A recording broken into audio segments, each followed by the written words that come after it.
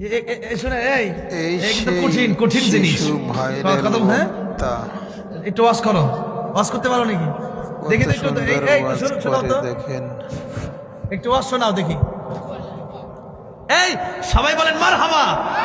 এ তো শিশু বক্তা দেখা যায়, বলো। একজন পুরুষ তার স্ত্রীকে অত্যন্ত ভালোবাসতেন, অত্যন্ত সুন্দরী মহিলা। একদিন স্ত্রী মারা গেল, স্বামী সহ্য করতে পারে নাই। স্বামী তার স্ত্রীর কবরের পাশে দাঁড়ায় দাঁড়ায় কান্দে, বৈশা বৈশা কান্দে। সকালে যায় আসর পর্যন্ত বসে বসে কান্দে।